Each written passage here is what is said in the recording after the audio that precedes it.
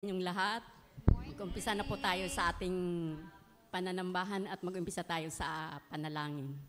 Pwede pong tumayo lahat.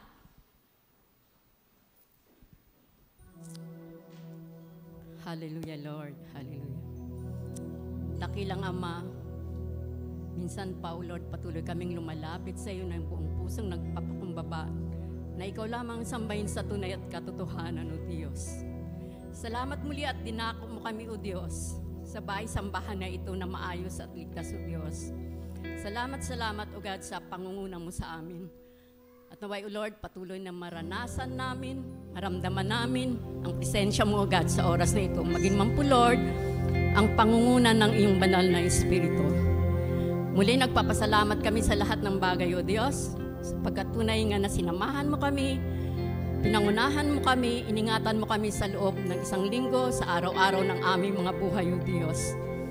Patuloy, Lord, na tinatas namin ang aming pananambahan sa oras na ito, O God, na patuloy na ikaw ang maitaas, ikaw ang maluwalhati, ikaw ang maparangalan, O God, mula sa umpisa hanggang sa matapos ang pananambahan na ito, O Diyos. Muli, patuloy na tinataas namin sa iyo, O God, ang aming mga pag-aawitan sa oras na ito, O God, na patuloy ang lahat ng aming aawitin, O Diyos, ay magbibigay ng mabangong samyo sa iyong harapan, O Diyos. Maging man po, Lord, sa aming pakikinig na iyong salita, patuloy na ikaw maghanda ng aming mga puso't kaisipan, O God. At patuloy na punuin mo, Lord, ng kagalakan ang aming mga puso, sapagkat alam namin ang iyong salita ay totoo at hindi lumilipas, O God.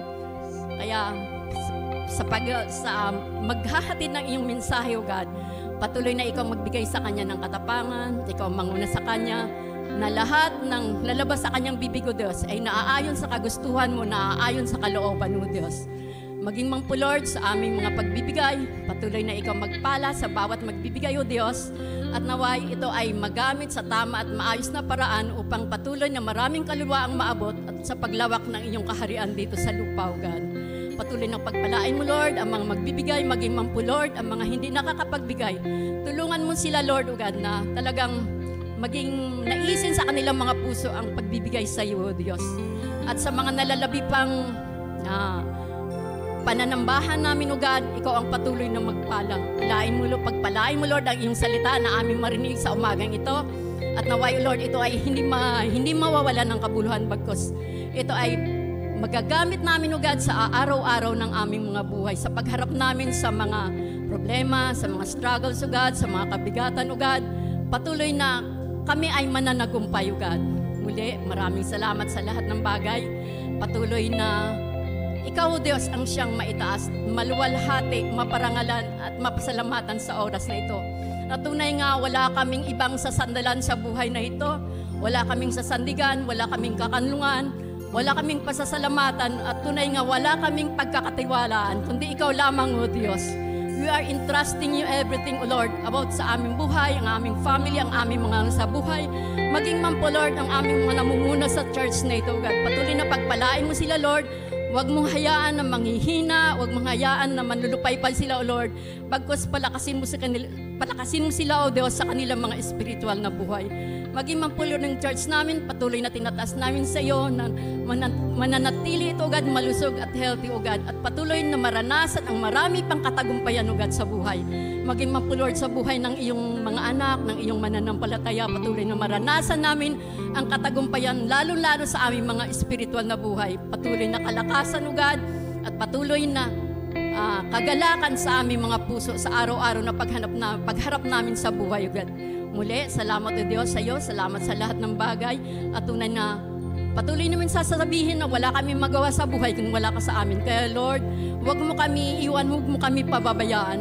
Patuloy na sa iyo kami nagdidepende sa lahat ng bagay. Sa iyo kami umaasa, O Diyos, sapagkat tunay nga na wala kaming aasahan sa buhay na ito, sa panahon na ito, sa oras na ito, kundi ikaw lamang, O Diyos.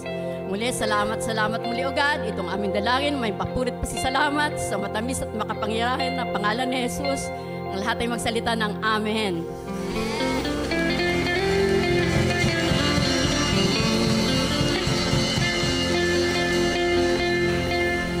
Amen. Muli po ay pakibati ang inyong mga katabi ng isang magandang umaga. Ayan, samahan naman po natin ng matamis ng ngiti. Talagang patunay na ang umaga ay kay ganda, hindi po ba? Amen. Ang araw po na ito ay ginawa ng ating Diyos. Kaya naman po, purihin po natin siya. Let's declare that nothing is impossible na kayang gawin ng Panginoon. Walang imposibleng kayang gawin ng Panginoon. Sorry. Nabubulol ako. Walang imposible sa ating Panginoon. Lahat ng bagay kaya niyang gawin. Kaya naman purihin natin siya sa ating kalagitnaan. Purihin natin ang kanyang pangalan.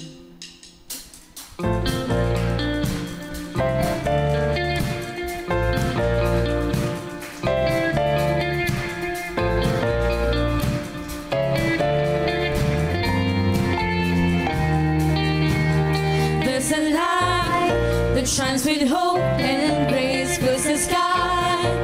With new mercy each day we're alive. Let your glory pour out, Jesus. There's a joy that overwhelms our souls, 'cause we know our God is in control, overflow.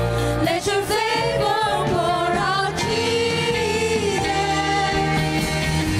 This is the day that the Lord has made. Amen. Let's rejoice and be glad, for this is the day that He has made. This is the day that the Lord has made. We'll rejoice and be glad in it. We'll rejoice and be glad in it. There's a joy that overwhelms our souls, 'cause we know our God is in control, overflow. Let your favor pour out, Jesus. Jesus. Amen. This is the day that the Lord has made. We will rejoice and be glad in it. This is the day that the Lord has made. We'll rejoice and be glad in it. We'll rejoice and be glad. Minsan pa, let's sing, this is the day that the Lord has made. We will rejoice and be glad in it. This is the day that the Lord has made. We'll rejoice and be glad in it. We'll rejoice and be glad in it.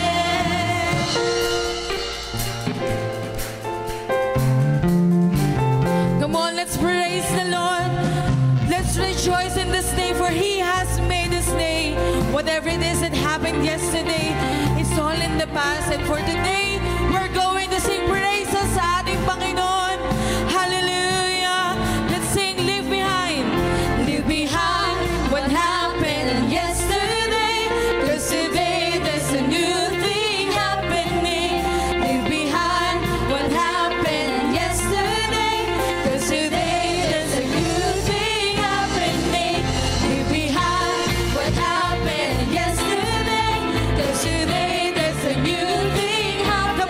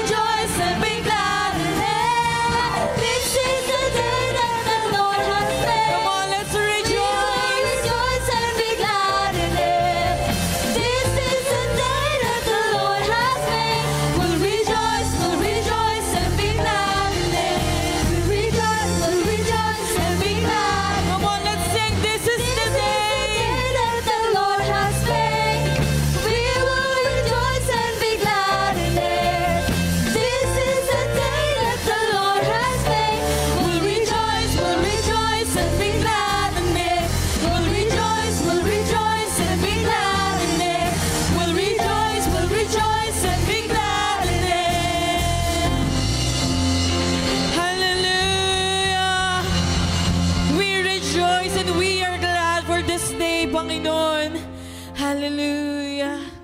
Hallelujah. And Lord, we continue to proclaim your name, Panginoon. In your name, we can do anything, Panginoon. Hallelujah. Hallelujah, Jesus.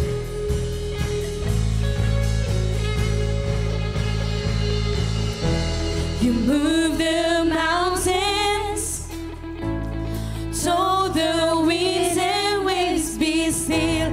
You cast out demons and bid the empty souls be filled.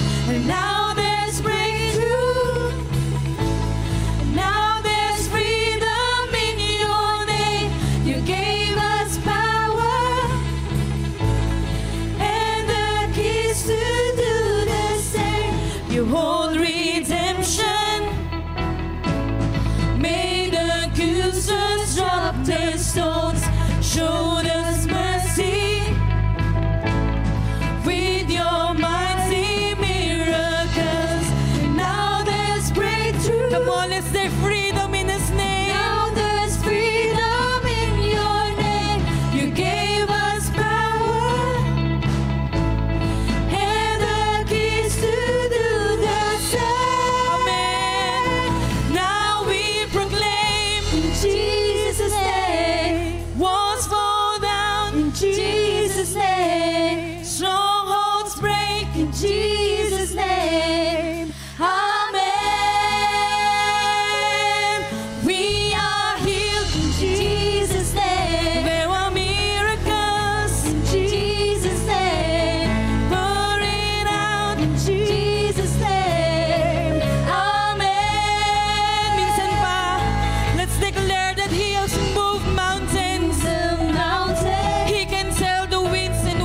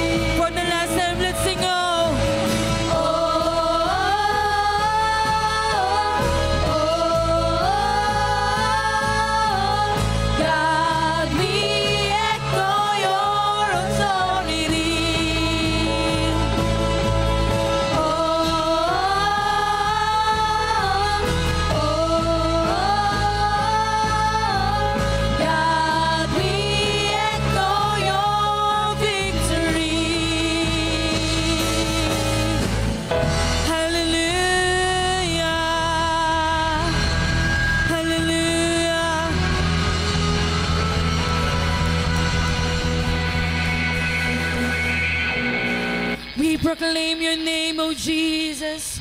Hallelujah. Hallelujah. We praise you, oh God. Hallelujah. Hallelujah. We proclaim your victory, Panginoon, your authority, Panginoon, sa aming mga buhay, O Diyos. Because you are good, Panginoon. Hallelujah, Lord. We sing forever of your love. Hallelujah.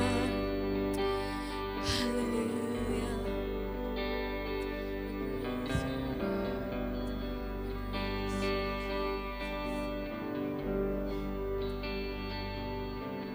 Let's sing, I love you, Lord. I love you, Lord. Oh, your mercy never fails me. And all my days I've been held in your hand.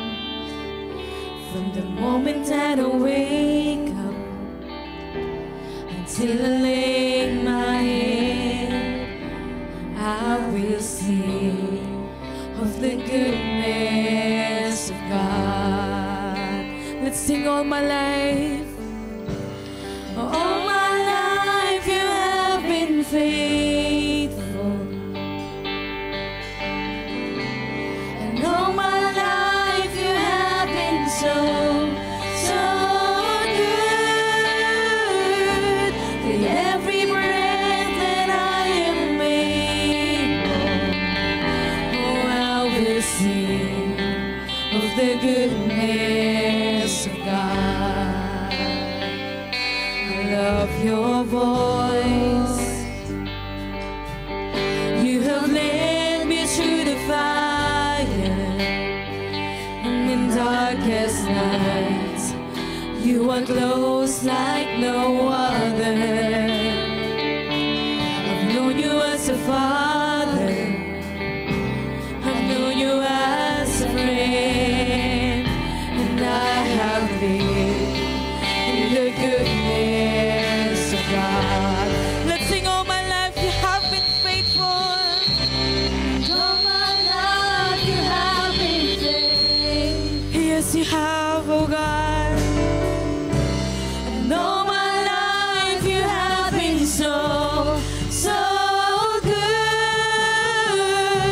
With every breath that I am able, oh, I will sing of the goodness of God. Minsan pa, let's sing all my life. And all my life You have been faithful.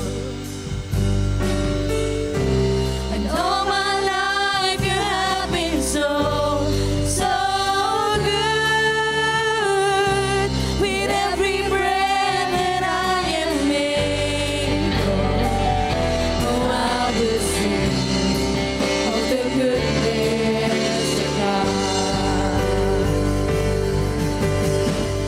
Your goodness is running after, it's running after me.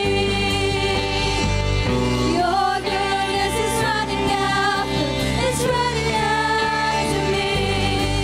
With my life laid down, I surrender now. I give you everything. Your goodness is running after, it's running after me. Your goodness is running after, It's running after me. Your goodness is running after, it's running after me. With my life laid down, I surrender now. I give you everything. Your goodness is running after, it's running after me.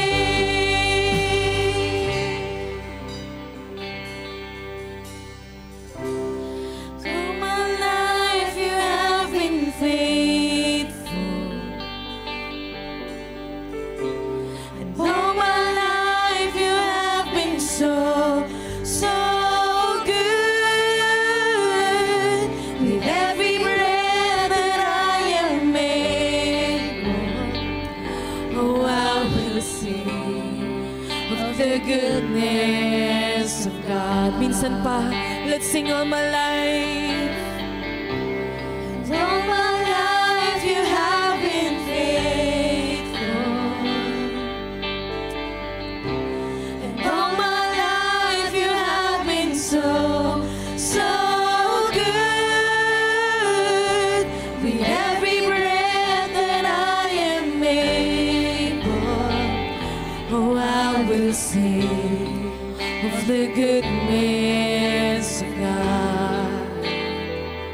Oh, I will sing of the goodness of God. Oh, I will sing of the goodness of God. Yes, O Lord, we will sing forever of your goodness, Panginoon. Hallelujah.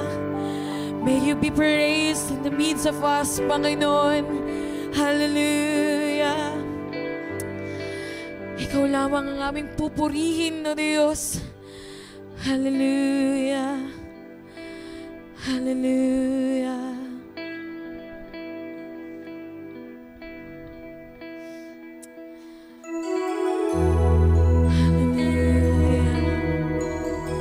Lord, sa kabutihan mo, Panginoon, sa kabutihan mo lamang kami susunod, Panginoon. Kaya Lord, whatever it is, Panginoon, na naisip mo sa amin, Panginoon, Lord. Hayaan mo, Panginoon, na maging desire ng aming mga puso, Panginoon, to follow you only, Panginoon. Hallelujah. I give my all to you. Send me and I will go for you to the ends of the earth. I follow after you. I want the world to know your love endures forever. Come on, let's sing. Tell me and I obey. and I'll obey. Come on, let's sing this from our hearts. This is far greater than sacrifice. Trust in you and not myself. Will always lead to blessing. Lord, have your way in me. Not my will, yours be done. Here I stand within your presence, longing for your touch. 1,000 days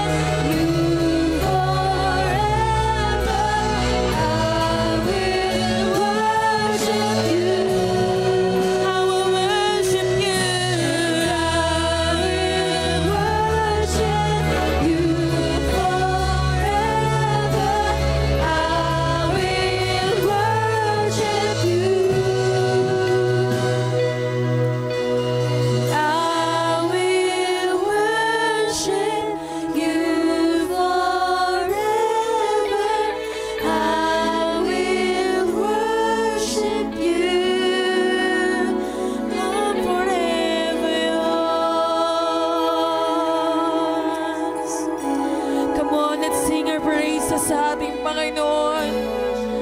Let's declare that we are forever His, for in His name, we proclaim that walls will fall, strongholds will break, and we are healed. In His name, and in His name we belong. Hallelujah. We praise you, Jesus.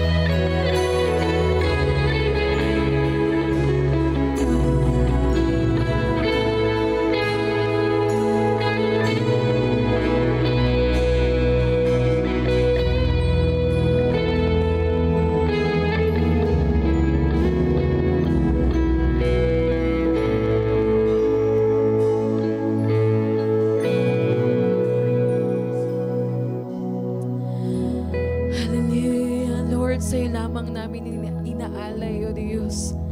Lahat ng aming papuri, O Diyos. Lahat ng aming pagsamba, Panginoon, for you are far greater, Panginoon. You are good, Panginoon. Hallelujah. Higit ka pa sa higit, Panginoon. Hallelujah. Salamat, O Diyos. Sa'yo lamang namin, Panginoon, inaalay lahat ng aming awitin, Panginoon. Lahat ng aming pagsamba, Panginoon. Lahat ng aming papuri, O Diyos, ay tanging sa pangalan mo lamang, Panginoon. Hallelujah! Hallelujah!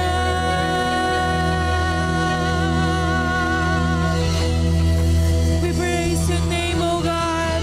We praise your name, O God. Jesus, Jesus.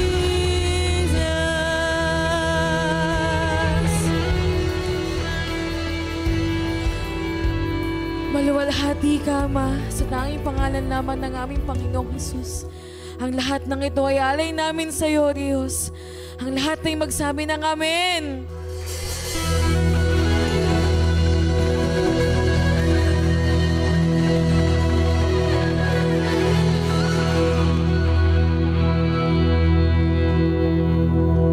Makakaupo na po tayo sa presensya ng ating Diyos.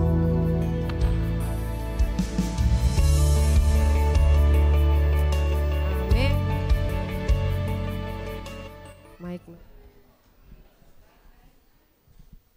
Mike. Amen. Talagang tunay po na napakasarap magpuri sa Panginoon. Amen po ba? Amen.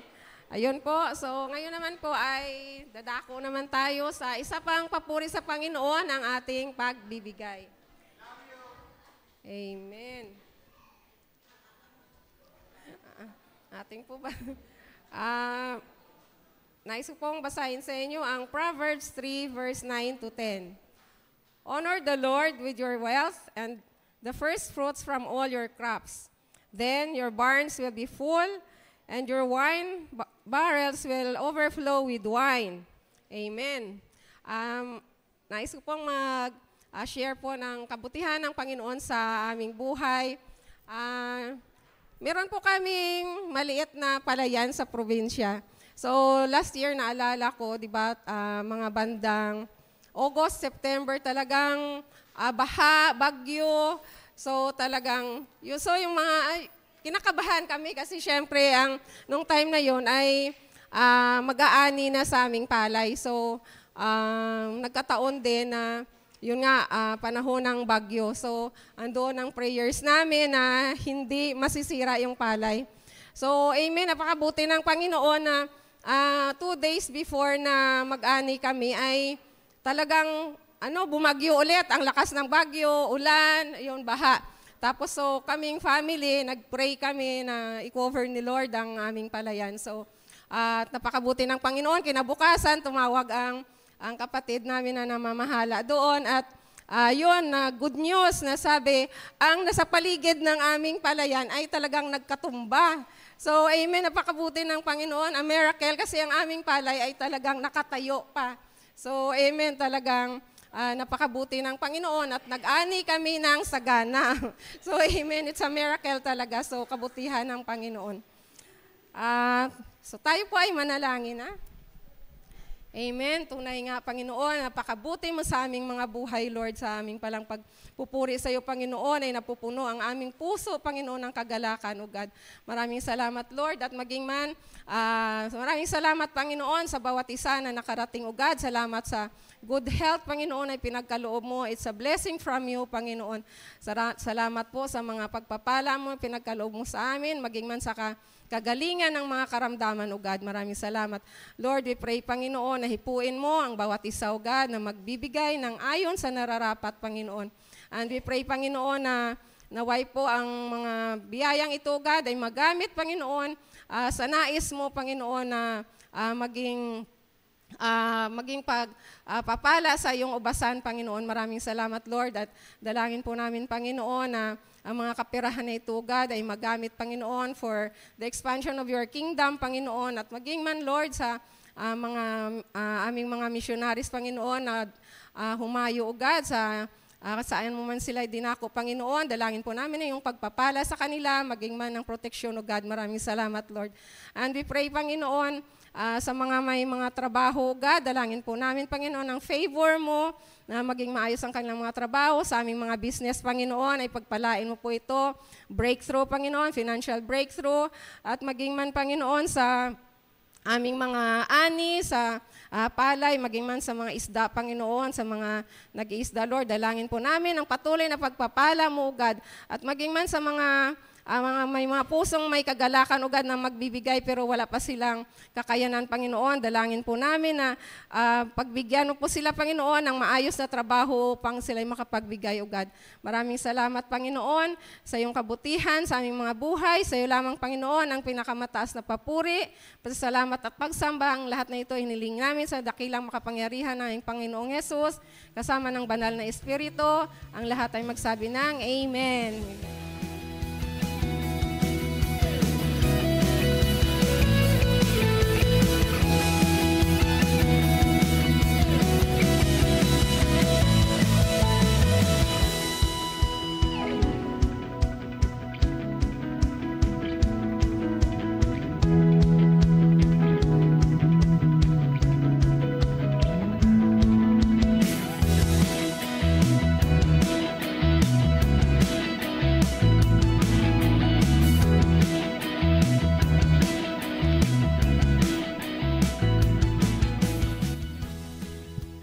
Isa pong pagpapala, it's an honor and privilege po na makapagsalita po sa inyo sa harap ngayon. At salamat po sa Panginoon. Sa Diyos po papuri.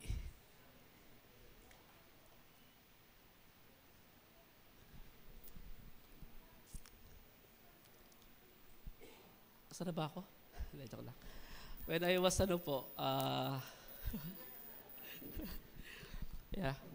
nung ako po'y lumalaki, at kasama ko ang nanay ko. Minsan, inutusan niya ako, bumili ako kamatis. Bili niya kamatis, sabi sa akin. Pag uwi ko, dala ko kalamansi.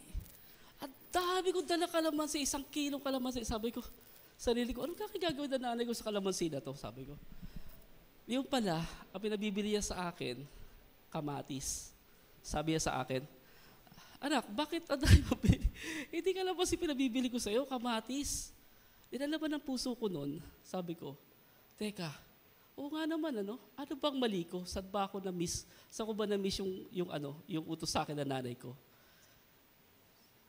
Very, very much powerful yung experience ko na yon kasi it defines me kung nasaan ako, kung paano ako matututo, kung paano ako mag-obey sa Lord, sa nanay ko. And then, naalala ko pa nung araw, di ba ngayon, usok-uso yung mga di ba? Honor, di ba? High honor, with high honor, something, ang dami.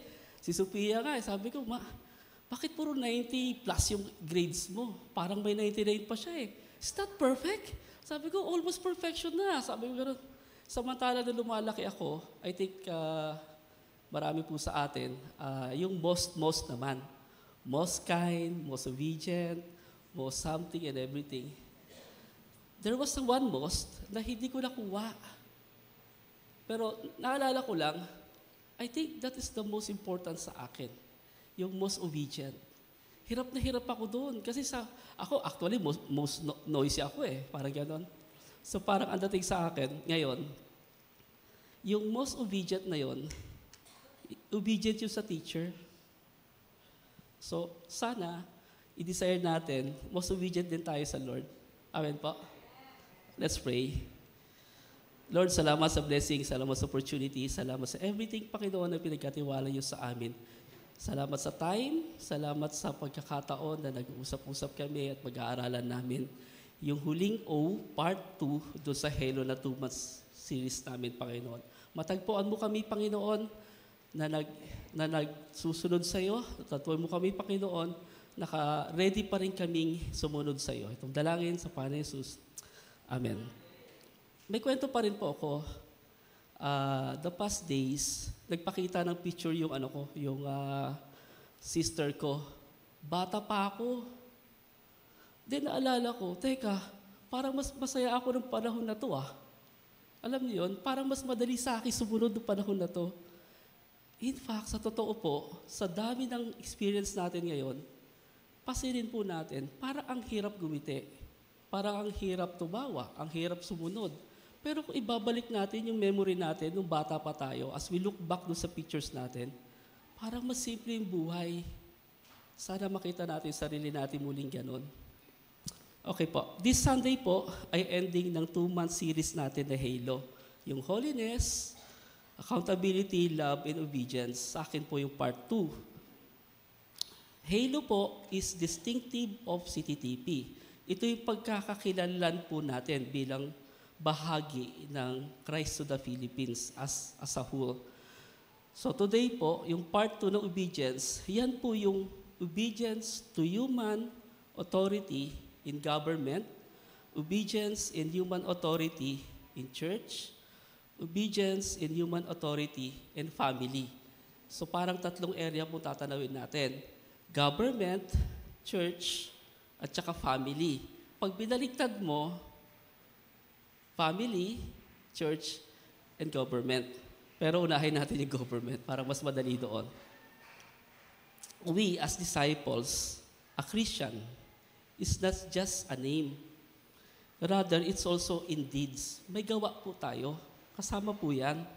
Our deed, honoring and obeying God and His ordained authorities. Maging yan is civil authority, government, church leaders, parents, sama na rin natin mga elders natin sa family.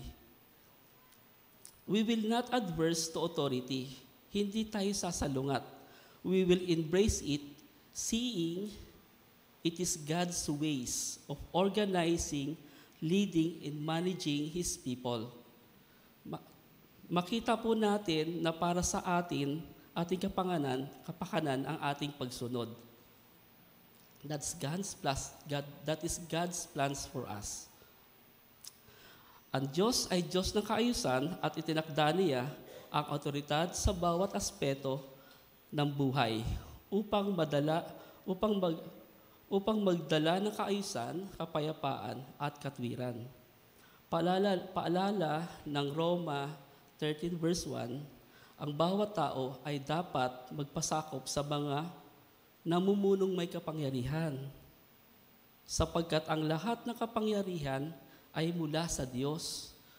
At ang mga namumuno ngayon ay itinalaga ng Diyos. Paalala po sa atin yan. Obedience to rightful authority is not just following the rules. Although, nandun talaga yung pag-follow natin sa rules, but it's not just following the rules. It's an act of honoring God's will and trusting His sovereignty sa atin. In the world of often challenges, leadership, and resist submission, believers are called to live differently. So tinawag po tayo ng may kaibahan kung ano nangyayari ngayon sa mundo natin. Dapat nating igalang ang mga pinuno ng pamahalaan dahil sila ang instrumento ng Diyos upang maghatid ng justice and order.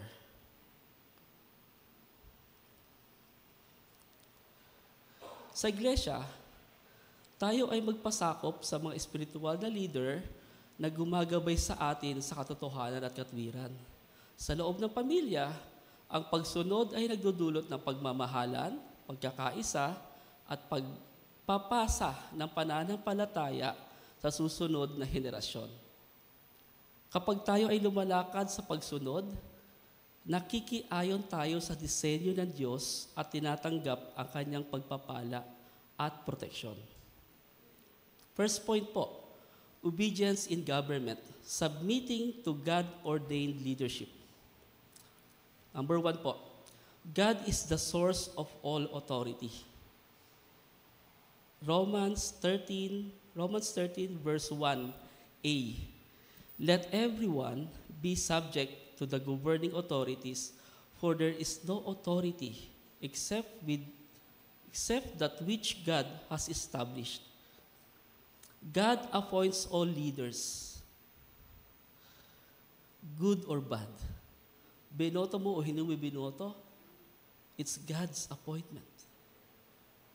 Why? To fulfill His purpose.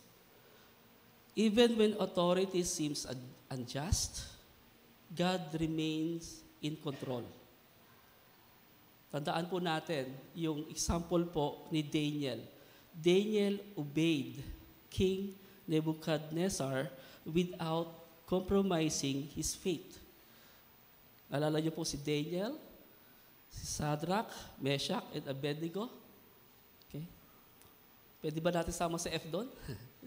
Kung pwede lang makikisama sana ako para 5 na kami. 4 na sila So, Daniel obeyed King Nebuchadnezzar. Makita po natin yun sa Daniel 1 verses 8 to 16. This is the story of Daniel's refusal to King Nebuchadnezzar assign food and wine from the king's table in obedience to God. They refused because it was food that God had forbidden Jews to eat. However, Daniel obeyed the king. They were to be trained for 3 years, and after that, they will serve in the king's service. Doon siya. Pangalawa po, David respected King Saul's authority. Despite of actions, sa 1 Samuel 24 yan, despite the action of King Saul to bring 3,000 able men to kill David, hindi nagawang patayin ni David si King Saul. In fact, nag-bow down pa si David and not to harm King Saul. David said, "The Lord's anointed one."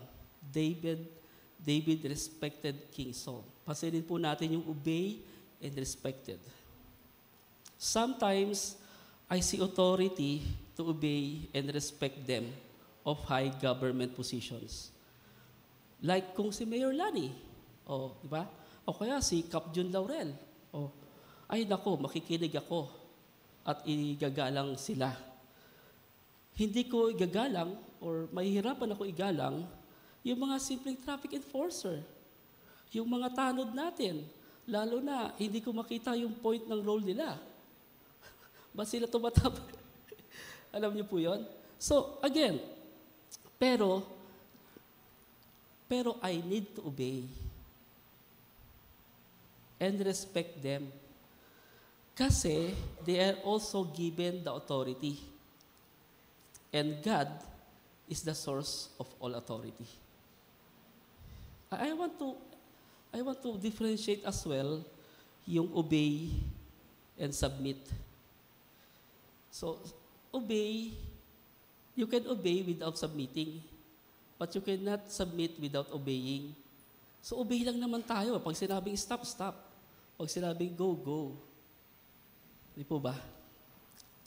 Number 2 points. Obedience reflects our witness as Christians. Obedience shows respect to God's design of order and structure in society. Like yung laws natin. Example, batas trapiko. Bakit may batas trapiko? Para may kaayusan. Imagine nyo, 60 km/h lang, tumatakbo ka na 100. Wala kaayusan yun. Wild, wild west tayo dyan. So, kailangan natin yan para meron tayong order at structure. Sometimes, na-neglect natin, pointing na much better tayo. Pero definitely, it's not the way it should be. As Christians, kailangan ipakita natin na tayo mismo ay sumusunod kasi ito yung panukala sa atin ng Panginoon. Na tayo, na i-recognize natin lahat nang gagaling ang authority nito sa Panginoon. At we are ought to do that and obey it. Para din naman sa atin, order and structure. Our behavior towards authority can influence others to see Christ in us. Sabi sa 1 Peter chapter 2 verse 12, be careful to live properly among unbelieving neighbors. Then even if they accuse you of doing wrong, they will see your honorable behavior and they will give honor to God when He judges the world. Jesus Himself ay nag-submit sa early authorities. Remember, sa Matthew 22 verse 21, sabi doon, Caesar's, they replied. Then He said to them, so give back to Caesar what is Caesar's, and to God what is God's. It is very motivating for both sa amin at doon sa mga poultry people namin na their wages are based sa minimum, sa location at sa industry type na meron kami ngayon. They will also have overtime and night differential. Kaya yung mga dating poultry guy doon sa farm, gustong bumalik. Obeying sa requirements na ito results agad sa cost saving, particularly doon sa consumption ng LPG namin. Better handling sa mga equipments and also yung farm head po namin ay masayang-masaya sa group namin. So obeying, there's always a blessing sa pag-obey natin. Normally po, pag nasa farm po tayo, most of the farm kasi hindi binabawas yung tawag ito, yung food allowance. So sa amin po, may kasama pong food allowance at saka water, electricity, bahay, everything. Kasi di siya pwede lumabas. Kasi manok yun. So ganun po siya. If you obey, may blessing po siya kasama. Ito po, very, very, very good thing to see as well. When to disobey. So yan, gusto natin to eh. When to disobey. Point number 3. Obedience to God's come first. When to disobey? Authority, government, when to disobey? Obedience to God come first. Acts 5:29 says, we must obey God rather than human beings. Submission to human authorities is not absolute. Di naman po absolute yan. When the laws and commands conflict with God's word, we must prioritize obedience to God. Just like yung pinakita ng Hebrew midwives nung panahon ni King Paraon, na may command siya to kill the babies. This is on Exodus 1 verse 17. Midwives, however, feared God and did not do what the king of Egypt had told them to do. They let the boys live. Ito rin naman yung panahon ni Daniel when the three friends niya ay nag-disobey. Si Shadrach, Meshach, and Abednego na ang may utos doon, si King Nebuchadnezzar, na sasamba sila pag narinig yung bell. Alala niyo po yun? Pero hindi sila nagsamba. That is on Daniel 3. Ito rin yung pinakita ni Peter and John. They continued preaching the gospel despite being ordered to stop. That is Acts 4:19-20.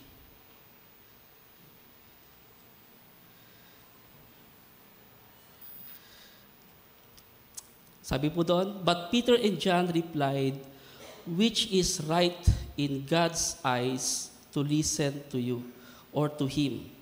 You be the judges. As for us, we cannot help speaking about what we have seen and heard. So far naman po, sa ating government, ako po personally, wala naman po akong nakita doon o alam na batas na contradicting or conflict sa God words. Pag meron po kayo, share nyo po sa akin. I'll be interesting to know. Kasi di ba sa constitution natin, may freedom of expression tayo, di ba? So, wala talaga. Ito naman, yung rewards of obedience to authority. Sabi sa Romans 13 verse 4a. Yung A lang, kunin natin yung A, yung unang tuldok. For the one in authority in God's servant for your good. For your good. Para saan po? Para sa akin lang. Para po sa atin. So, for the one in authority is God's servant. For the one in authority is God's servant for your good. Para po sa atin. Pero, pag pinagpatuloy natin yung buong verse 4, sinabi doon, for the one in authority in God's servant for your good. But, if you do wrong, be afraid, for the rulers do not bear the sword for no reason. They are good servants, they are God's servants, agent of wrath, to bring punishment to the wrongdoers. Sometimes, nandun kasi tayo sa area ng wrongdoers eh. Nandun tayo sa area ng violator eh. Bawa ako. O halimbawa, nagdadrive tayo. Gustong-gusto ko, nasa unahan ako eh. So parang ang dating nun, o-overtake ako na ganyan. Tapos sisingit ako. Ngayon, pag nakita ni Dang, pag ako naman yung naunahan, siningitan ako, iinis ako eh. Di ba? So sabi ni Dang, ikaw, tinan mo, pag ikaw gumagawa, okay sa'yo. Pag ikaw pumasok sa harapan mo, ayaw mo. Yung tila baga makipaggitan pa tayo. O sige, bahala na. Pag magkasabitan tayo, repair mo yun sa'yo, repair mo yun sa akin. Para sa tayong matapang eh. Sige, ganun. So, hindi maganda kasi nandun ako sa area ng wrongdoer. Pag nakita ako, parang dyan yun eh, nahuli ako dyan eh. sa may intersection sa atin dyan, sa may Jollibee.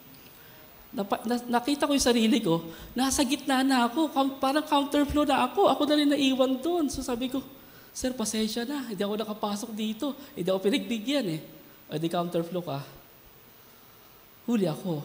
Sorry agad ako. Buti mabait. Sige sir, next time, huwag mo na ulitin ha.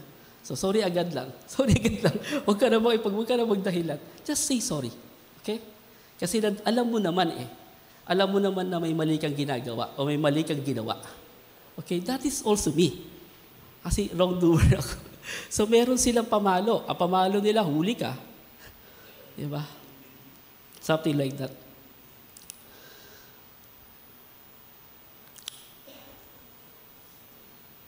Obedience brings peace and order.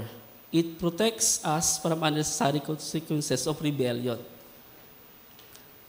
Naalala niyo po yung kwento ni Joseph the runner, o Joseph the dreamer.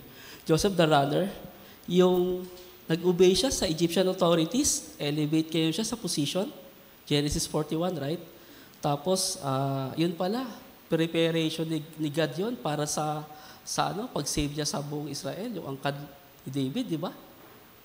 So see, it is for yung leaders natin, yung sa namamahala sa atin, para sa atin yan. Para sa God's plan sa atin.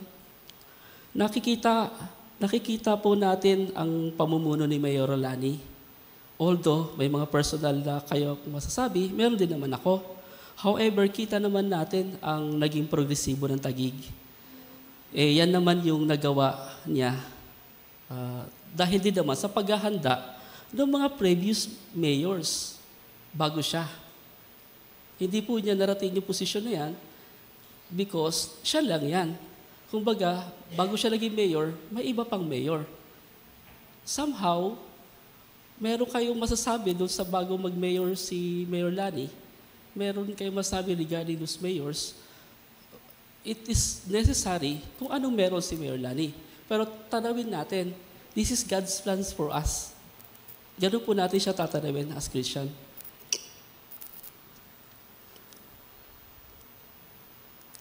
Nevertheless, for the one in authority is God's servant for your good. Para sa atin yan, at yan yung God's plan sa atin. Okay po. Next po, obedience in the church. Submitting in spiritual leadership. Church na po tayo. The church is the body of Christ and God has appointed leaders to guide and nurture His people. Pastors and church leaders are called to shepherd the flock under God's authority. Ngayon naman ay tingnan natin ang sinasabi ng Biblia tungkol sa ating obedience to our spiritual leaders. Tanawin po natin the biblical basis for obedience to church leaders. Sabi po sa Hebrews 13:17, obey those who rule over you and be submissive, for they watch out for your souls as those who must give account. Let them do so with joy and not with grief, for that would be unprofitable for you. Sunod lang po tayo. Obey simply means to follow the command. Conform, comply. Obey lang. Madali lang siguro yan. Sa traffic enforcer, pag stop, stop. Pag sa kalsada, sino nagbumotor po? Pastor order, nagbumotor ka, no? Sino po nagbumotor pa? Yun. Kapag may, solid line, stay on the solid line. Nandun kami sa gilid. Anyway, so, obey, para sa atin yan. Submit. Submit means to yield. Or defer out of respect. May kasama ng heart yun. Okay? So, sabi nga natin kanina, we cannot submit without obeying, but we can obey without submitting. Unang point po doon sa biblical basis for obedience to church leader, appointed by God. Sila yung appointed by God. Church leaders are chosen by God to shepherd His people. Sino ba itong mga ito? Ito yung mga pastor natin. Ito po yung nasa leadership natin. Okay po, sila po yan. Ephesians 4:11-12. Steward of the word. Sila po yun. They are entrusted with preaching, teaching, and equipping believers for ministry. Pag di po tayo nakikinig sa kanila, hindi po nila nagagampanan yung part nila. Wala pong profit sa atin doon. Accountable to God. Accountable sila sa Lord. Leaders will give account to God for how they care for His flock. Diba? Yan ang pastor natin. Ang bait niya, parang, tawag nila, middle management. Oo. Hindi mo pwedeng pagalitan. Pinagalitan ka ng top management. Hindi mo pwedeng pagalitan yung people sa baba mo. Kasi yun yung flock di ba? Tapos yung nandun naman sa middle management, hindi naman makareply kay top management. So, nandun siya sa gitna. So, yun yung mga pastor natin. Para ang hirap, no? Pero pagsunod kasi nila yan sa pagkatawag nila sa kanila ng Panginoon. Pagsunod nila yan. This truly amazed me, seeing their sacrifices on physical, mental, emotional, their time, even their careers. Masasabi ko, truly they are called by God. Sometimes naiisip ko, okay na sa akin yung yung ganito lang. Lord, dito lang ako. Pero when we talk about careers and time, naa-amaze ako kasi alas 10 na ng gabi, nagdi-discuss pa si Pastor Norden.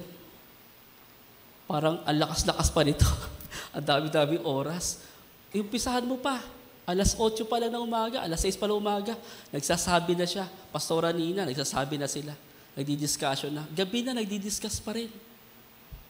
Kung sa akin siguro yan, hindi na kita pansinin. Igalang mo naman yung time ko. Diba? Pastors, hindi. They are timeless. Pero tao rin sila. May oras, may natutulog, kumakain, diba? May family din. So, nakaka-amaze yung pagiging pastor. Even Pastora Nina, during her time, nasa banking industry siya. Ang laki ng opportunity niya. Pero tinawag siya ng Lord, sumunod siya. Oh. Ninang Minda, kumbaga parang kung sa pahabaan ng si Ninang Minda, napakahaba ng pagiging pastora niya sa atin. Hindi lang yun. Haba ng oras siya, mag-pray sa atin, di ba? Para sa atin, di ba? Pastor Norden, di ba? Kahit malayo yan, pipilitin niya dumating. Ganun talaga eh. Somehow, some way, some degree, ganun nila ginagampanan yung pagkatawag nila. Iba naman yung, pero syempre, hindi naman sila pare-parehas. Pero they're trying their best na tugunan yung pagkatawag nila. Kasi pag ako tinawag, malamang, I hope, ganito rin sana ako. Teka, bakit nagtitext si brother Tulog na ako But anyway, so I hope you understand my point na they're doing their part sa pagiging pastor nila sa atin. Tapos hindi pa tayo matututo. Sila pa mananagot sa Lord. Nag-guess niyo po yung point? Di ba? Patawag si Pastor Norden. PSJA na tayo. PSJA na kayo. So, sininong diwan na, gumawa na. So, kami na pa. Tapos, sila pa yung mananagot kay Lord. Hindi kami tinuruan. Pero paulit-ulit ng mga pastor natin, di ba? Tingnan po natin yan. Obey lang po tayo. The role of church leaders in our lives naman. Okay? Sabi sa 1 Thessalonians 5:12, now we ask you, brothers and sisters, to acknowledge those who work hard. Work hard pala talaga yon among you, who cares for you in the Lord, and who admonished you. Sometimes naiiwan natin yung yung admonished na ma-magnify lang natin yung yung first part ng B, yung care. Gusto lang natin care. Kikare lagi si pastor si pastor, paalala lang lagi. Pero meron pala doon, and who admonished you. Yung admonished, yun yung warn firmly, o yung advise or urge you earnestly. Part pala nila yun. Yung point natin, it's not only caring, it admonished us. Okay? Yung role nila, shepherding the flock. Di ba? Pastors provide spiritual guidance, protection, and discipline. 1 Peter 5:2-3. Encouragement and correction. They build us up and lovingly correct us when needed. So lovingly. Okay. Interceding and prayer. Leaders continually pray for the growth and well-being of the church. Lala niyo po si Moises, a spiritual leader for Israel, interceding for them, guiding them through the wilderness and teaching them God's law. Despite challenges, he remained faithful to God's call. Challenges, kasi ayaw niya na kasi kulit ng Israel di ba? Dito nga nakita yung Sa mag-asawa, mayroong verse doon, di ba? Kulit naman talaga, pero nagpatuloy si Moses, di ba? Never kong narinig sa mga pastor natin yung mga terms na, bahala nga kayo dyan. O yung, deserve nyo yan. Rather, mas nakita ko yung care nila, guidance nila, yung love nila, at nila na hindi natin need magbago. Just imagine. They are loving us na hindi tayo need magbago. They're loving us until the end. They're loving us, with sacrifice. Diba? Basta, love lang sila sa atin. Kahit nagsasacrifice din sila. Amen po? Okay, the right attitude towards church leaders. The elders who direct the affairs of the church are worthy of double honor, especially those work is preaching and teaching. 1 Timothy 5:17. So ano yung right attitude natin sa kanila? Respect and honor. Treat leaders with respect, not mere employees of the church. So, may mga full-time workers tayo at meron tayong love gift sa kanila. Sometimes kasi pag employer relationship sa job offer, di ba? May gano'n, di ba? Ito gawin mo, ito responsibility, blah, blah, blah, blah, blah, blah. Sa atin, naisip lang natin, uy, teka, responsibility ni pastor yun ah. Wala naman sa job offer. Don't treat them na employees tayo. Hindi naman talaga sabihan mo si Pastor Lord, hindi naman sasagot sa iyo yan eh. Because they are called that way. Si Pastor Aminda, hindi mo sasagot yan eh. Pastor Nina lalo. Pastor Nina gaganyan lang yun. Hindi, pero deep inside, ako ganunin mo, sasagot ako sa iyo. Itong mga pastor natin, mga leaders natin sa church, they are called by God. And pagtunod nila sa calling nila. Isa pa, gratitude. Express appreciation for their sacrifices and dedication. Gratitude. Ano po ba yung gratitude? Di po ba yung pagpapasalamat? Pero lagyan natin ng konting diin. Yung readiness to show appreciation. Pag sinabi na, anong masasabi mo kay Pastor Lorden? Gratitude means ready ka in all occasion. Pagkagising mo sa umaga, pag sinabi nila sa'yo, pag naisip mo, Pastor Norden, teka lang, Pastor Norden is very faithful sa kanya discipleship, ganito, ang dami niyang plano and everything. Alam mo, nagpapasalamat ako kay Pastor Norden. Sabi, Pastora Nina. So dapat, aside from willing tayo magbigay ng papasalamat, ready tayo magbigay agad. Any moment, tumawag tayo dito. Sige, sino magpapasalamat? Salamat ako kay sa leader natin, si Brother Willie. Di ba? Ang daming movement ngayon together with all the leadership. Meron tayo na-enjoy na malamig na place to worship the Lord. Di ba? Bina-waterproofing pa itong ating building. Mamaya makita nyo, may parking na tayo sa harap. So, these are things na they're doing it with love.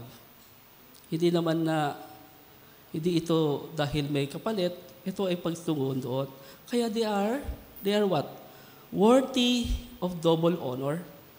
At tayo naman, meron tayong gratitude towards them. Mga G12 leaders natin. Alam nyo ba, pag G12 leader ka, kasama bulsa dyan eh. Sama mo po heart mo. Sama mo po time mo. Diba? 1-to-1, diba? May gano'n tayo, diba? Ano pang attitude natin? Humility. Be teachable, open to correction, and willing to learn from their wisdom. Wisdom po, hindi po patarinuhan dito. Kasi definitely, mas matalino naman somehow tayo sa ibang pastor natin. Pero hindi doon naman nakabase. Nakabase ito sa wisdom nila. Open tayo sa pagiging teachable natin sa kanila, at saka open tayo sa correction nila. Amen po? 3 lang naman. Respect and honor, gratitude and humility. Our pastors, church leaders are not perfect, but I know and assure you that they will listen. Kapag may gusto kami sabihin ni Dang, nasasabi naman po namin ang mga ito sa ating mga pastors at church leaders with love at care. Pero at the end, obey lang. Ganun lang yon. Then you may rest your concern kasi narinig niya na. Sometimes nakikita natin, ito lang. Pero nakikita ng mga leaders natin, malaki. So akala natin, hindi niya nila bibigyan ng importansya yung point natin, pero sa totoo lang, malaki yung kinukonsider nila. And then, obey lang uli. Kung ano naging desisyon, obey lang uli. Blessing. Number 4, blessings of obeying spiritual leaders. Hebrews 13 verse 17b, do this that their work will be joy, not a burden. For that would be no benefit to you.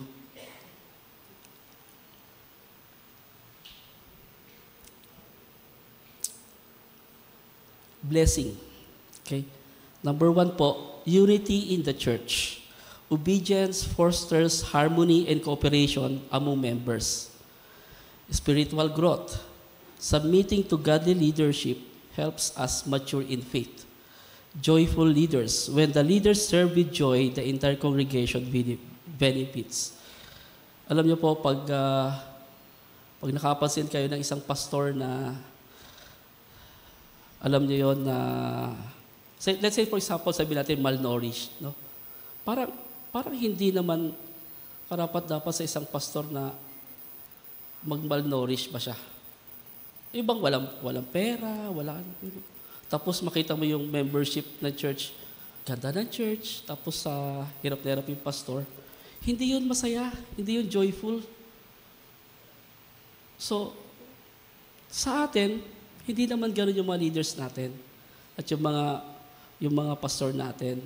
So, masaya. Maganda siya nakikita. Being part of CTTP-SPC helps me big time sa faith ko sa Lord. Directing me kung ano man ang meron ako sa area ng wife ko, family ko, at relationship ko. Nariyan kasi nakikita ko yung resulta sa pagsunod ko somehow, some degree in terms of my obedience. Nandiyan yung mga activities sa iba't ibang ministry na titrain ako, mga places na napupuntahan ko because of church activities. Mga challenges ko sa financial at saka mga success ko financial din. And many more. Even nga sa court nadanasan ko, may mga court hearing, di ba? So, ganun. Kaya nga nasabi ni Ate ni, go, go, go lang. 3 yun eh. Di ba? Go, go, go lang. Hindi pwede 2 sa 3. Go, go, go lang tayo. Ganun talaga. Pero, nung una, nag-outing tayo, nagre-renta pa tayo ng jeep. Ngayon, pag nag-outing tayo, pinag-uusapan na natin, kasya ba ang sasakyan natin? Ilan parking ba meron dyan? So, gano'n na tayo. Hindi po tayo, umaaseso po tayo. Ito po, yung blessing na pag-obey natin, somehow, sa spiritual leaders natin.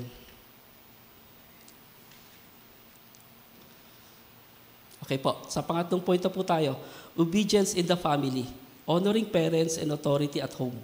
Sama po natin yung authority at home. Ano po? Sabi po sa Ephesians 6:1 verse 3. Sino po may alam? IP? Ha? Ephesians verse 1, 6 verse 1, 3. Okay. Children, obey your parents in the Lord. For this is right. Honor your father and mother, which is the first commandment with a promise, so that it may go well with you, and that you may enjoy long life on earth. The family is the first institution established by God, and He commands children to honor and obey their parents. Nasaan yung mga children? Wala na. O sige, nasa taas daw. Sino children?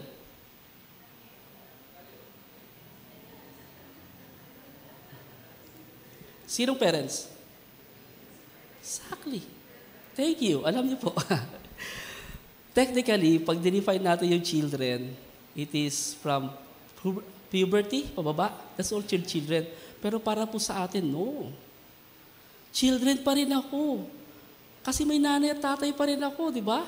Pero nanay at tatay din ako. That's my point. That's what I want to say.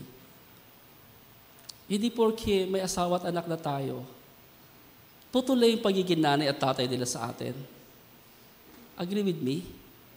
Yes. Nanay at tatay pa rin natin yun. Pag tinignan natin yung Ephesians 6:1,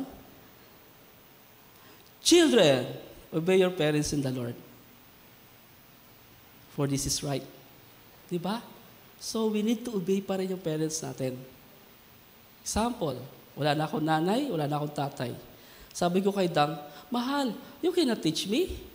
Sa tingin mo, pakikinggan kita. You know, pag isang sit-sit lang sa akin ng nanay ko, Ephraim, gising ako niyan. Bango na. You know what I mean? Hindi naman po nanghihimasok kami, yung mga magulang sa buhay ng mga anak namin na may asawa at anak na, pinapayagan nyo kasi manghimasok. Sa inyo yan, hindi yung magulang. Concern namin yung mga anak. Ngayon, sabi namin, you know what, anak, don't do this and do that. E di parang sinabi nila, ay, bakit ka nagpapaano dyan? Ang nanay mo, may pamilya ka na everything. Pero actually, that's our part. Hindi po pwedeng mawala sa amin yon bilang magulang. I think magulang din naman kayo. Agree with me. Hindi yan pwedeng mawala sa inyo. Pero doon naman sa mag-asawa, it's up to them.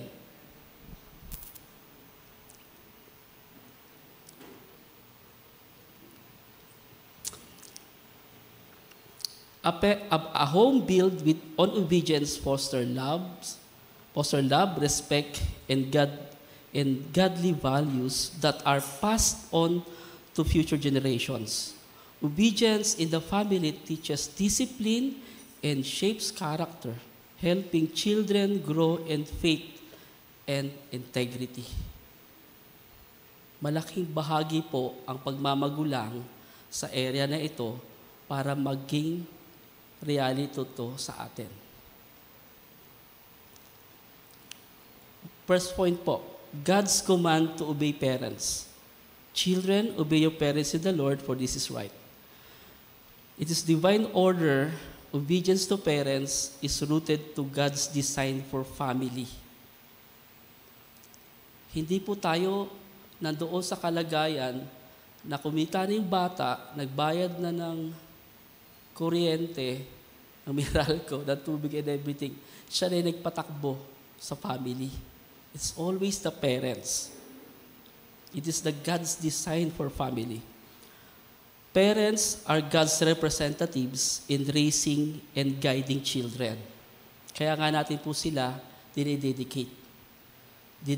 Dedication po yon. Sabi po sa Proverbs 22:6, train up a child in the way he should go, even when he is old, he will not depart from it. Obedience in action is listen to their instruction. Proverbs 1:8, listen, my son, to your father's instruction, and do not forsake your mother's teaching. Respect their wisdom, even it challenges your preferences. Siyempre po, kami mga magulang, gusto natin maging magaling yung mga bata natin. Po ba? Maging mas mahusay sa atin. Maging mas better version natin. Mas matalino sa atin.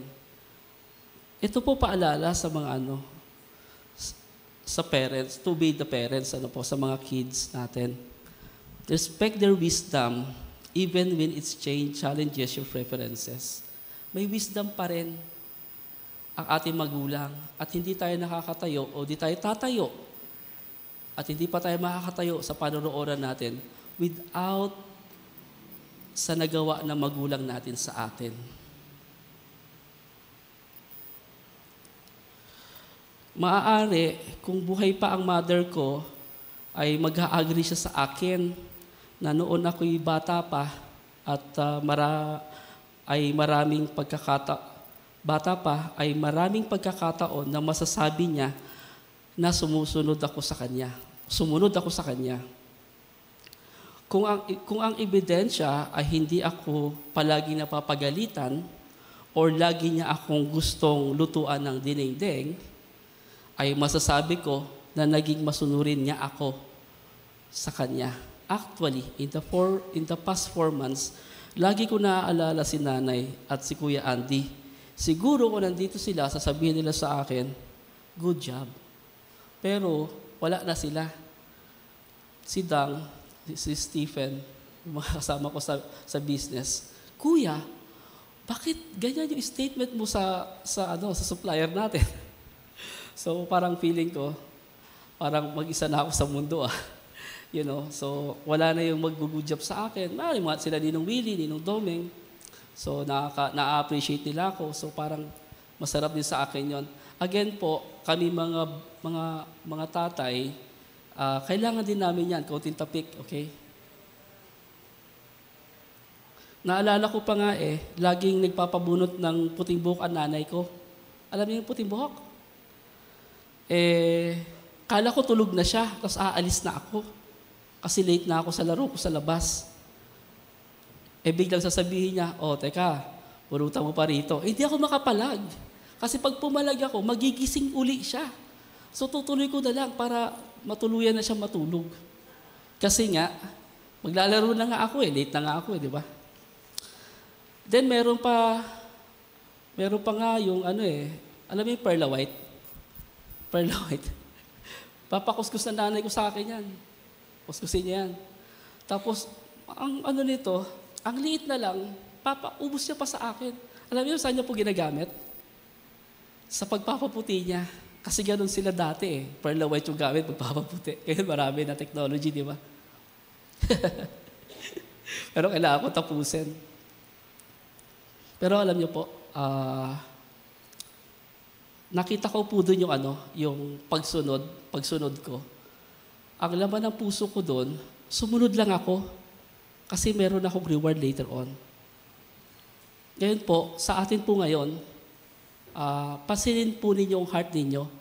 Kapag may command sa inyo, may batas sa inyong nahalaman nyo, kailangan nyo sundin, may mga rules kayo dapat sundin, everything. Checkin nyo puso nyo. Tignan nyo po, nasan kayo.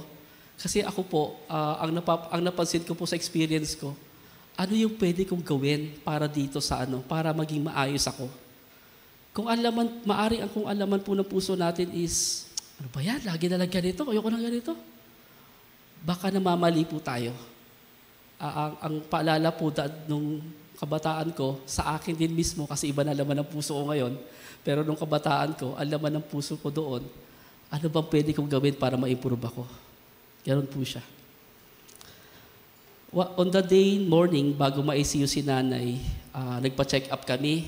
2 weeks yun kasi wala siya kasi Sunday lagi siyang wala. Punta ako sa bahay niya. And then,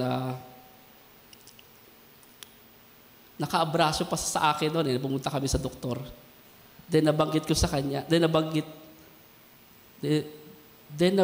niya, mabuti naman anak, yayaman ka na. Kasi gusto ko talaga yumaman. Di ba, Pastor Lorde, pangarap natin yan. Gusto ko yumaman Sabi na nanay, kasi may project akong paparating noon. Malaki yung project paparating noon. And then, nakakatuwa si nanay kasi habang nagka-abraso sa akin, ang sabi niya sa akin, anak, tubusin mo yung mga alahas ng asawa mo na kasanla. Sabi sa akin gano'n. Then sabi ko, Nay, bakit mo alam yan? Siguro nagkukwento kayo di mamala. And then sabi ko sa nanay, Nay, alam mo sa totoo lang, may dapat kami matutunan ni Dang sa pag-handle ng pera, sabi ko. And let's see po, sabi ko sa kanya. Uwi ako sa bahay, hinanap ko si Dang, mahal, nasa ka ba? How much yung cost ng ano mo, ng alahas mo doon, sabi ko. Can you just pay na? Bukas na, please. Bukas na mismo, sabi ko. So alam niyo yun, so somehow, may asawa't anak na ako, yung nanay ko, may tinuturo pa rin sa akin. So, somehow, kailangan ko pa rin sumunod. Nakuha niyo po yung point ko doon. Second po, honoring the elderly. Halimbawa po, sa family natin, may mga lola tayo, may mga tito-tita tayo. So, sila po ito. Sabi po doon, stand up in the presence of the aged. Show respect for the elderly and revere your God. I am the Lord. Yung revere po, ibig sabihin po nun, deep respect o admiration natin. So, sino po ba yan? Respecting wisdom. Elders carry valuable experience and insight. Honoring them reflects our humility. So, yung mga elderly natin, lola, mga tito natin na matatanda na, when we show our respect to them, it reflects our humility. Providing care, supporting the elderly in a practical way to show love and honor. Naalala niyo po yung buhay ni Ruth? Na pinili niyang mag-stay kay Naomi? Kasi mag-aalaga siya, sabi niya sa kanya, and follow her guidance. Her loyalty brought blessing to both of them. Marami naman po talagang issue ang mga extended family natin. Pero alam ko na wala naman silang masasabi sa akin. Kasi nga, nung ako kinasal, 235 plates yung nandoon. 232 yung nagamit. Baka may nag-double plates doon. Or something like that. So, nandun sila lahat. Siyempre, ang mga invited ko, yung mga taga-church, at saka yung mga family extension ko. Although hindi masyadong maganda yung relationship ngayon sa whole, ano? Pero masasabi ko nagdatingan sila at dumating sila at tinapos nila. Iba rin po kasi yung pagtatapos ng kasal eh. Minsan, reception na, pagkakain, sibatan na. So sila, nag-stay. So masaya ako doon. 2 months ago, ako mismo ang nag-propose sa tita ko na tutulong na ang mga apo. Kami mga magpipinsan, kami mga apo, na mga gastusin na needed ng lola namin. 90 plus years old na kasi ang lola eh. So, ang proposal ko ay mag-ask sa aming magpipinsan and then kung sino ang willing at how much, eh yun ang ibigay namin. If not, okay lang kasi para naman sa lola's welfare yon. Napakasaya po sapagkat kahit papaano ay may nagawa kami bilang mga apo niya para sa kanya. No need nang malaman niya, no need niyang isa-isahin niya kami. Basta alam namin na part kami ng welfare ng nanang namin. Papasalamat din ako siyempre sa asawa ko. Alam niyo po, with regards sa ating mga parents, ako bilang parents, somehow, maybe I'll be ending my career na I want to be strong. At hindi ko naman talaga inaasahan yung mga anak ko na magbigay sa akin. Pero I'm letting them the opportunity for them also na ma-bless para magpatuloy yung henerasyon na sinabi natin kanina. Pero napakasakit po na makita o mabalitaan na even Christians, di lang naman po sa church na ito, they are posting sa social media, discussing things na hindi naman dapat doon dinidiscuss. Kung ayaw mo tumulong sa magulang mo, wag ka na lang magsalita sa social media. Kasi nakaka-encourage ka pa o puprovide ka pa ng doubt sa iba. What I mean is, bilang parents, bigyan natin sila opportunity to help us. But bilang children, kung ayaw mo, wag. Okay, so wag na mag-social media. That's my point. So, but nandito tayo eh. Ang pangit po talaga kasi minsan, nakakakita pa nga ako, nagtutulukan sila doon sa nanay nila. Nanay pa yung pinag-uusapan. Buti sana kung tatay, pagtulakan yung tatay niyo, wala problema. Nanay pa rin pinag-uusapan. Ako lumaking walang na tatay. Nanay lang talaga ako. So parang sama-sama na loob ko, saan ba ito nakatira ito ba? Alam niyo po, nagtutulak sila. Ay, di ba ikaw naman nakikinabang sa presyo ng nanay? Bakit mo sa amin bibigay yan, nanay? Ay, wow. Wow kayo. Wala bang kaso yun? So please, bilang Kristiyano, hindi po tayo ganyan. Amen po? Kung ganyan man tayo, sarili ninyo na lang. Sorry po I hope you get my point on a nicer way. Okay po, last po. The blessing of obedience and honor. Honor your father and mother so that it may go well with you and you may enjoy long life to earth. So go well. Long life.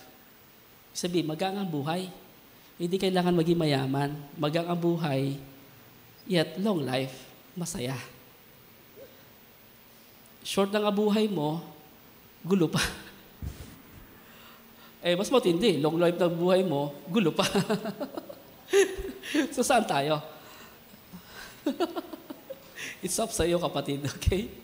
So sa mga children, sa mga anak, be careful, okay? Be careful. I warn you. Hindi ako nagsasalita dito, binabasa ko lang ito, okay? This is Ephesians 6. Bisitahin nyo. Baka may iba kayong interpretasyon. Let me know.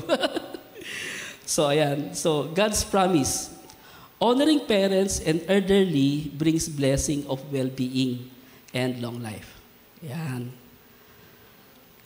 Respect fosters love and unity within families.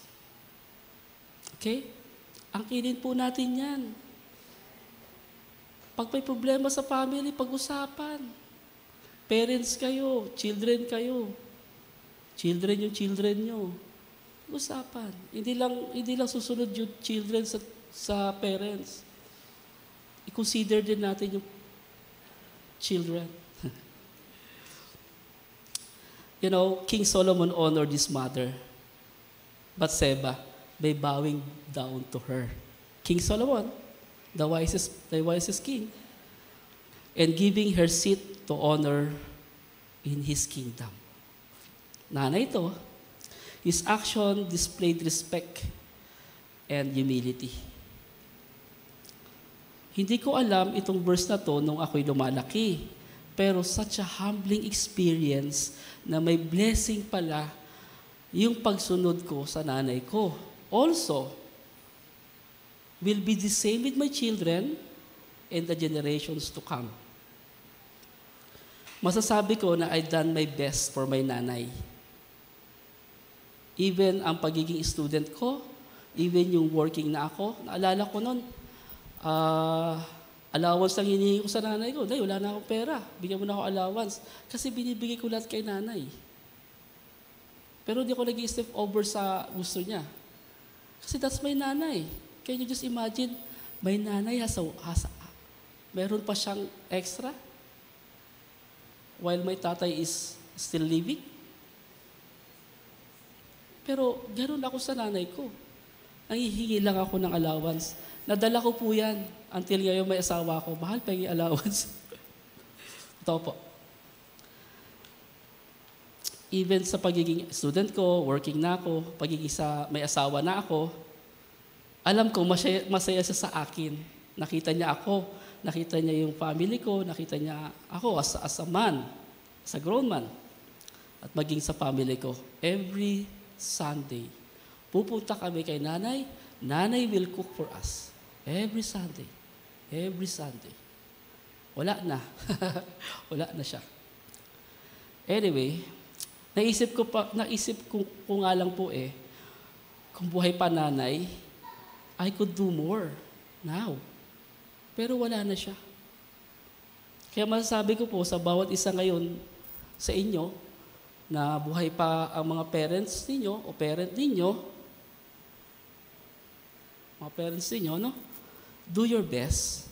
Okay? Do your best. Kasi ako, Pastor Norden, right? Pastor Norden, wala na. Wala na kami. Wala na yung object namin. Wala na yung parents namin. Wala na kami. Do not waste your time. May problema ka sa magulang mo, ayusin mo. May problema ka sa anak mo, ayusin nyo. It's such a waste, na totoo lang.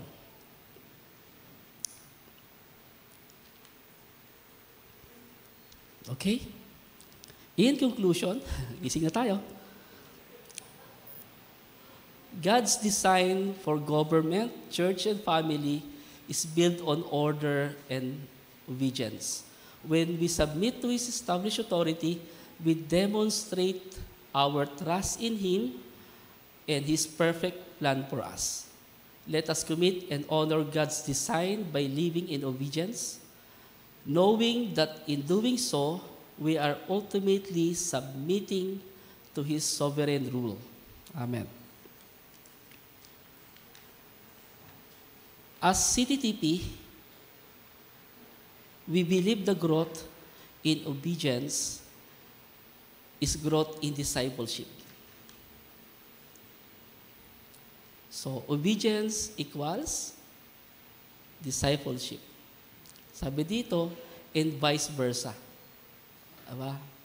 Relationship ng mathematics, no? Sabi niya, growth in obedience equals growth in discipleship. Growth in discipleship equals growth in obedience. So, hindi siya magkahiwalay. Lagi siyang magkasama. Remember, obedience is a vital part for your growth in Christ's likeness. Let's pray. Heavenly Father, once again, thank you for reviewing, for looking back, Panginoon, our life. Saan kami nagbula, Panginoon, at saan kami ngayon, kung paano namin tatanawin, Lord, yung obedience, Panginoon, sa life namin, Panginoon. Lord, gaya ng nakita namin, gaya na nakita ko, Lord, nung ako'y bata pa sa picture, Panginoon. Nawa makita namin ng bawat isa sa amin, Lord, na pwede kami bumalik sa pagiging obedient sa inyo. Sometimes we acknowledge wisdom, we acquired intellects, Panginoon. But Panginoon, thank you for bringing us back doon sa basic po na pagsunod sa inyo. At nawa, Panginoon, makita lagi namin yung puso namin na sumusunod. Makita po lagi namin, Panginoon, na yun yung plano niyo sa amin. Kaya kami dapat sumunod, Panginoon. Yun yung sovereignty niyo sa amin. That's your God's plan for us, Panginoon. In fact, Panginoon, sabi sa iyong salita, para din po sa amin ito. At salamat, Panginoon, sa mga leaders namin, sa government, at even sa church, Panginoon. Salamat po sa mabuhay ng mga pastors namin, sa mga D12 leaders namin, sa family heads namin, sa mga parents namin, Panginoon. Salamat po, Panginoon. At salamat din po, Lord, sa mga elders namin na kasama rin po namin ngayon. Lord, marami kami mga reasoning, yet, Panginoon, makita mo po ang puso namin na susunod at susunod at susunod sa iyo, Panginoon. At with that, Panginoon, salamat sa opportunity na pinagbigay niyo sa amin, yung time namin at sa mga salitang tinunghayan namin, Panginoon, baunin namin to, Lord, sa aming buhay at sa aming pagsunod sa iyo, Panginoon. Purihin ka, Panginoon, itataas lang namin ang pangalan mo, God. Ito ang aming dalangin sa pangalan ni Jesus. Amen.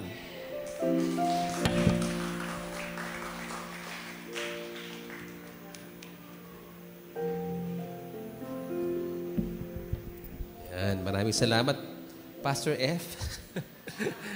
Ayan. Yan na po ang huling preaching sa ating 2-month series na Halo. At by the way, ang kagandahan po nito, tayo po yung nauna kasi national preaching series po ito. So tayo po yung nauna at pinapanood po ng lahat, papanoorin po ng lahat ng mga pastors ito ng buong CTTP. Tayo po yung basihan nila, no? Kaya yun po, buti po ng Panginoon kasi tayo po yung nauna, no? At sige po, bago po tayo mag-closing, ay babatiin lang po muna natin ang ating mga bisita ngayon. At mamaya po ay may konti akong announcement. So, batiin po natin ang ating guest po ngayon, si Nicole Saramento. Yan, narito po siya. Guest po yan ni Pastora Minda. And then, meron po tayong guest na buong family po sila narito. Yan, babatiin po natin sila. Si Carl David Dalman. Nariyan po siya. Koy-koy ba? Tama? Koy-koy. Yan. Tapos, si Abner Dalman. Siya po yung tatay. Okay. At si Eleanor Dalman. Siya naman po yung nanay. Yan. And then, meron pong maliit, no? Si Ruben Nathan Dalman. So, sila po ay taga-Lipa. Pero, nakausap ko po, no? Na taga-Mindanao din siya, no? At buong family po sila na pansamantagal na andito sa Taguig.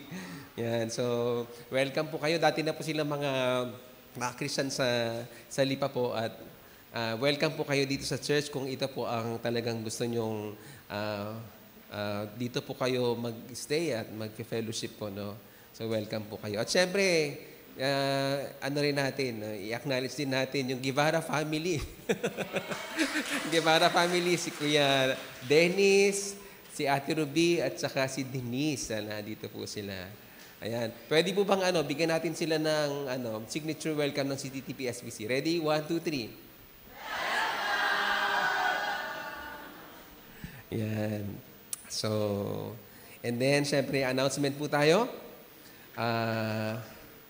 Unang-una, kahapon po ay sinimulan natin yung day 1 ng ating Experiencing God Retreat. Number 35 na po siya.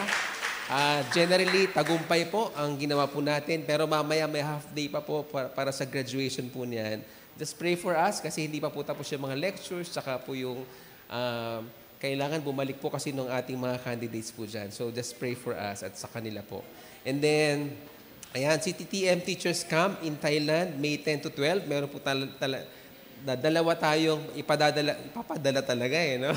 So, kailangan po natin silang supportahan. Just pray for them and nagpa-fundraise pa rin po sila ng kanilang budget po para doon, no? And then, D-Group Leaders Assembly sa next Sunday, May 4, after the service. And then after po nito, sa 3 p.m. naman ay PGL number 23, New Pescadores and team members meeting. Yan.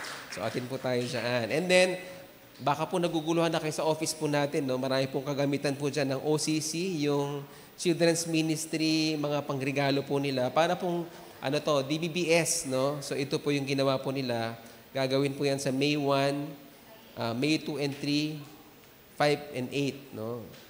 And then ang May 10 po ang graduation po nila. So ipanalangin po natin yung mga maglilingkod po dito at ipanalangin po natin yung mga bata na makilala po nila at their early age, ang Panginoon at yung mga magulang po nila. So yan po yung talagang goal natin, no? Talagang mag-evangelize at mag-disciple po tayo sa mga tao. Alright, so meron ba akong nakalimutan? Ayan. At syempre, no, katatapos ng PGL nga, no? So wini-welcome natin ulit yung mga yung mga narito kasi naalala ko si grabe, naalala ko babanggitin ko ba? Si Christian Seryosa at saka si Eman. Hindi po sila, wala po sila sa ministry, pero naramdaman ko po sila na talaga may changes after ng PGL na nangyari, no? Lalo na si Christian. Christian. Yan, so we expect na makakasali kayo sa mga ministries, no? Yung shape, no? Kung saan man kayo, ano man ang skills and ninyo, yung mga abilities and talents ninyo. So doon kayo talaga dapat mag-join. At syempre, yung mga candidates, malamang meron po dito, no? So balik po tayo ng 2 p.m. mamaya sa ating EG. Okay, so tayo na po tayo lahat and let's close in prayer. Pasalamatan po natin ng Panginoon. Gusto niyo bang makita ulit si F na na madalas mag-preach? Kasi kanina mas mahaba po yung preaching niya. So ngayon mas maikli na. So pag mas madalas po, mas umiikli pa na. Okay? So talagang mag-desire pa tayo na gawin po natin to, no? Na lahat tayo can share, di ba? In season and out of season, no? Lang po, ipag-pray nyo rin po ako, actually, kami po nini. Kasi, wino-workout na po yung aming license bilang minister, no? At tapos in-interview po ako nung, kailan tayo in-interview? Ayun, yung nag-interview po, ang sabi, hindi daw pang CTD lang, ipapasa sa national yung sa akin. Kaya may interview pa po sa akin, so, nagbubunga yung aming mga pag-aaral po, no? At saka yung mga experiences, yung paggawa po namin ng ministry. So, ipag-pray nyo lang po na talagang mag-level up po tayo, no? Kaya naman po yung PSJE natin dyan, no? Kumuha na po kayo, individual, or as a group, magsagot po kayo noon kasi yun po yung, isa sa mga basihan po natin na tayo ay mag-level up sa ating paglilingkod sa Panginoon kasi yan po yung gagamitin natin para sa graduation to the next level po natin, no? Para hindi natin ma-feel na wala bang katapusan nito, wala bang pag-angat dito. Kailangan nararamdaman po natin lahat yan. Kaya po mag-attend po tayo ng mga small groups po natin, lahat po ng fellowships natin, atinan po nyo yan. At yun na nga, ang preaching po natin is obedience ngayon, no?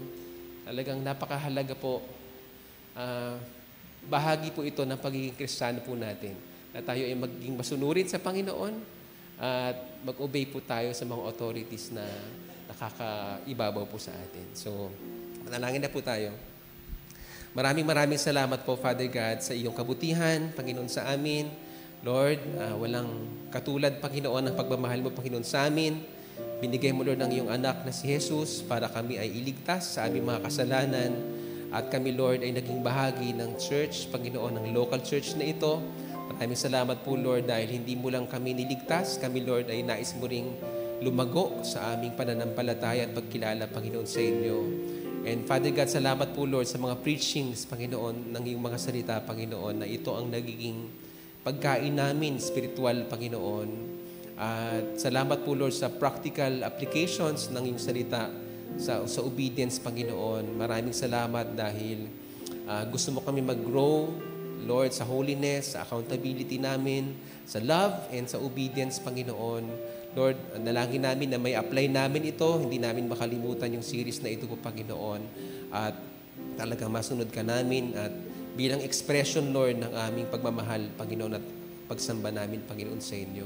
Lord, dalangin na rin namin, Panginoon, sa inyo, Lord, yung mga dumadaan ng mga pagsubok ngayon, whether health man, finances man, Panginoon, relationship man, Panginoon, or whatever, Panginoon, yung mga challenges namin, Panginoon, bilang mga anak mo, Panginoon, samahan mo kami.